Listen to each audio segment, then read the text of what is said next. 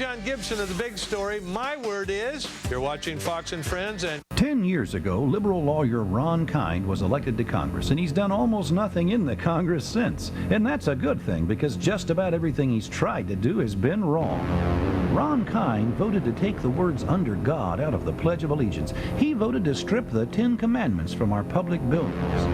Ron Kind repeatedly voted for gay marriage and to force the Boy Scouts to accept homosexual leaders. He even voted to let illegal aliens burn the American flag. For Congress, Ron Kind is the wrong kind.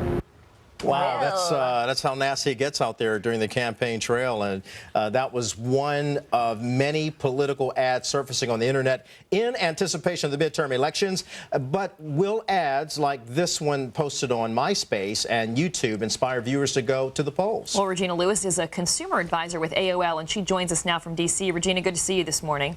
Thanks, guys. That's the ad we can show you. You should see the one we can't show you. Right, that one was from Paul worse. Nelson, the Republican challenger out of Wisconsin, but they don't need to be, I guess, go through that type of vetting process that they do if they're going to be on the broadcasting or cable. They're on the internet, so all bets are off. All bets are off, and if you see internet exclusive, you can almost bet that it's going to be below the belt. They do that for a couple of reasons. One, if you saw the production value there, you know, they got the two men on the top of the cake. You could make that for free. You know, a middle schooler could make that on an iMac computer, so there's very little cost in it. And if it's really controversial, it can generate mainstream press. So it almost becomes your PR strategy, if you will, and you can bet that that's a tactic in that game. And also, you know, the other thing is the distribution is free. So not only was it cheap to make, but if you get on YouTube and start pulling some, you know, tens of thousands of views or on an AOL video hot list, you know, suddenly you've bypassed all of the traditional costs. And keep in mind that game is different now because of broadband access, which has doubled on a percentage basis since the 2004 election. But That's Regina, why you can do this.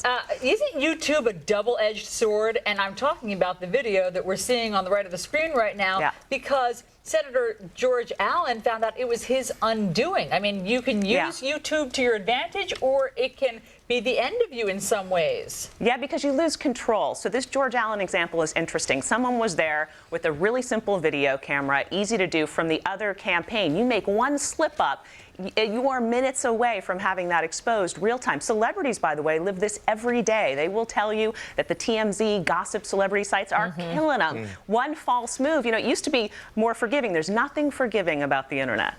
And you're reaching a lot of people, a wide demographic. You've got young people, older people. Everyone's there surfacing YouTube and seeing these ads. But as you mentioned, they can backfire on you. Well, that's the viral effect. And it's interesting because last time around, I can remember talking to Chris Wallace about it. It was blogs, blogs, blogs. What makes social networking, which is the whole MySpace phenomenon, I think more relevant is the sharing aspect, right? Because people who read political blogs or go to campaign websites in many ways are self-selecting. They're into politics. They probably live within 5 miles of this studio. But people who are on MySpace, you know, the 53 million, if your friends tell you, hey, I'm into this candidate, that can create a tipping point like no other. And then on the demographic front, the pundits that I've spoken to say, hey, listen, don't bank on young people turning out to the polls. It never happens. You can rock the vote. That's a good point, because I'm reminded of Howard Dean and the Deaniacs. You remember all of that was through computer blogs, online, and then we saw his campaign implode because of statements that he made on the campaign trail. Yeah, you can rock the vote, but they may not turn out. But I think one of the big misconceptions, and it's only because it's gone mainstream, it's not because it's not cool, is 50% of MySpace users are now over 35. You mentioned Howard Dean. What Howard Dean really did, and everyone has to thank him for it, is put online fundraising on the map. Right. Because now it becomes an impulse game. Let's say you see something on TV or one of these videos, and you think, wow, I like that person. You can give more frequently in smaller increments, $5, $10. It's as easy as buying a book on Amazon, so it's much more impulsive. And young people are doing that. Plus, of course, once you give to a campaign, you're more invested in it. Hey, Regina, this is an interesting thing. They have intelligentvote.com. It's a website. You go on it. You can vote on laws, and then you compare the results with how your representatives voted. Is that catching on? I'm so glad you brought that up. It should be catching on because it's objective and you can actually learn a lot. It takes 10 minutes or less. You answer questions on yes or no, and it gives you a pop-up of what the bill is about, a quick summary, so you're more informed right off the bat. And then you pick your senator or congressperson, and it will tell you on a percentage basis how many times they voted in line with you. If it's 20%, it's not your guy. If it's 80%, you know, maybe you're going to reelect the incumbent. Pretty cool. That is pretty cool. Yeah. All right, Regina Lewis from AOL Online. Thanks so much for joining us. I love that info. Sure.